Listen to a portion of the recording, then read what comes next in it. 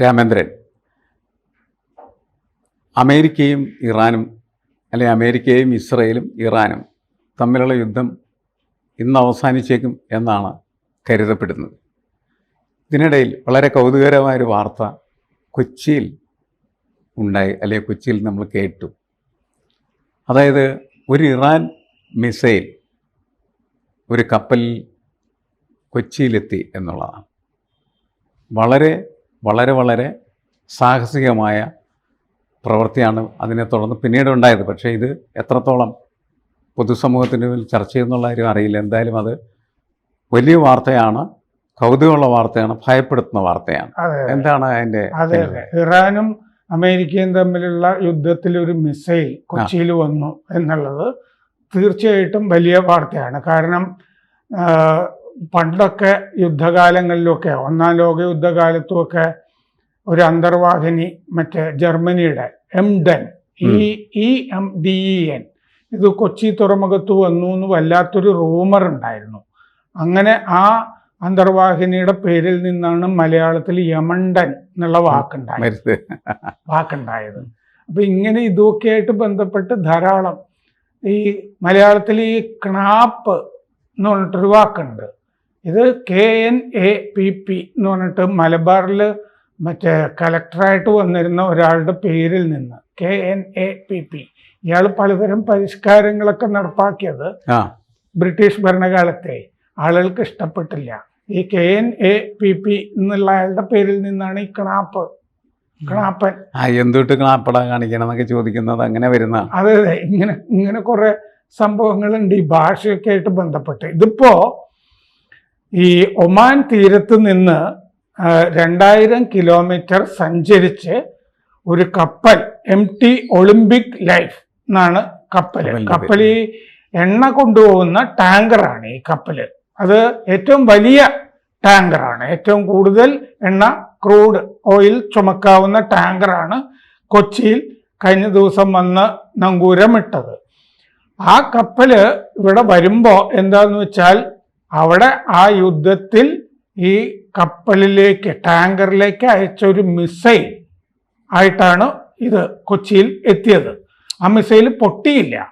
ഈ ടാങ്കറിന്റെ ഹൾ, പള്ള എന്നൊക്കെ പറയാം, തുളച്ചിട്ട് ഇത് ഈ പൊട്ടാതെ ഈ ഹൾ തുളച്ച് ഈ മിസൈല് ആ കപ്പലിന്റെ ഫ്യുവൽ ടാങ്കറിൽ വന്ന് തങ്ങി നിന്ന നിലയിലായിരുന്നു. അത് പൊട്ടാതെ.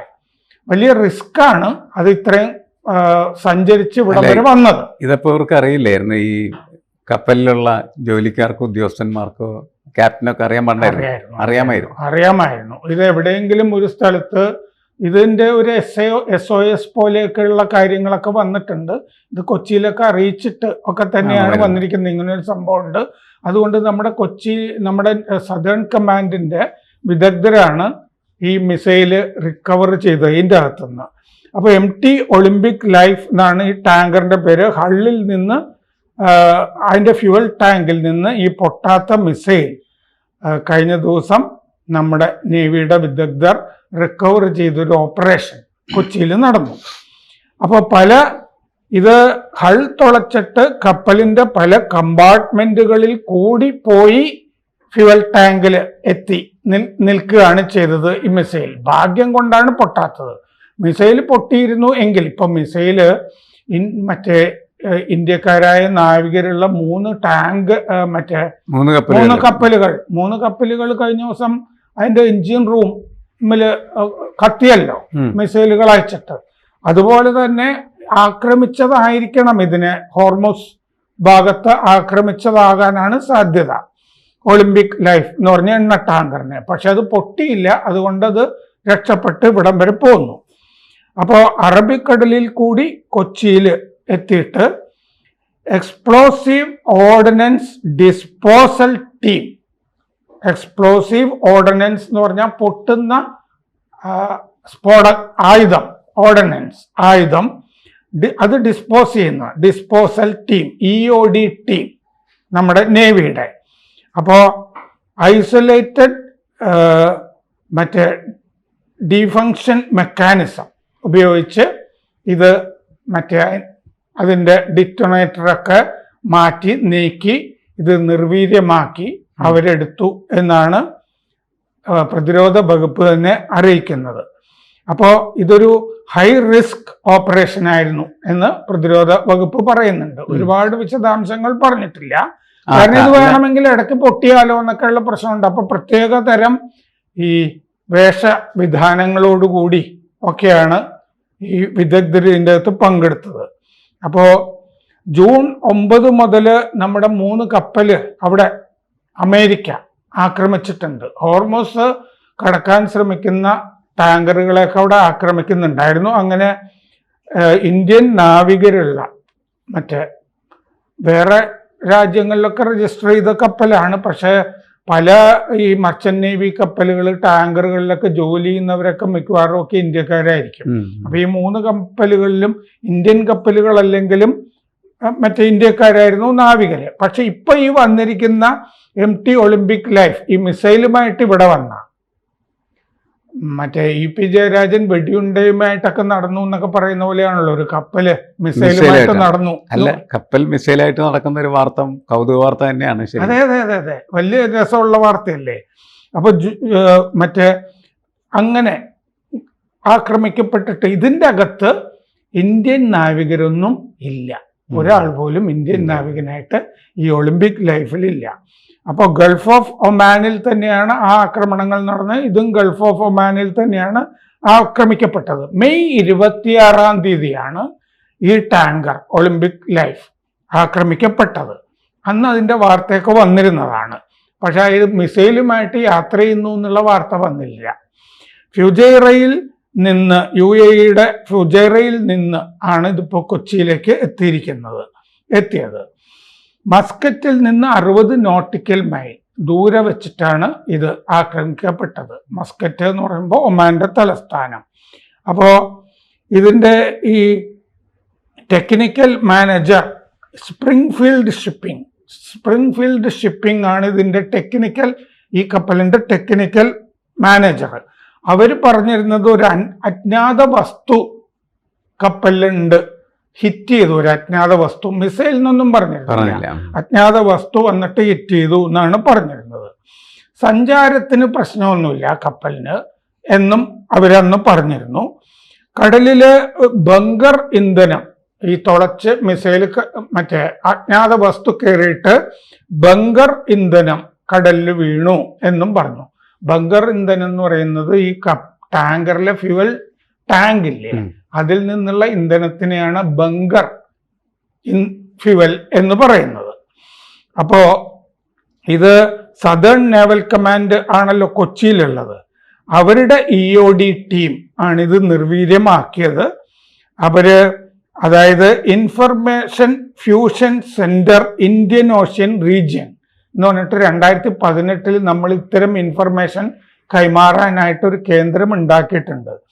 ആ ഇൻഫർമേഷൻ ഫ്യൂഷൻ സെന്ററിന് ഇതിൻ്റെ വിവരം കിട്ടിയിരുന്നു. ഈ കപ്പലിൻ്റെ 2018 നേവി സ്ഥാപിച്ച കേന്ദ്രം. ആ കേന്ദ്രം ഗുരുഗ്രാമിലാണ്, ഹരിയാനയിലെ ഗുരുഗ്രാമിലാണ് ആ സെന്റർ പ്രവർത്തിക്കുന്നത്. ആ സെന്ററിൽ ഈ ഒളിമ്പിക് ലൈഫ് കപ്പല് നിന്നുള്ള വിവരം കിട്ടിയിരുന്നു.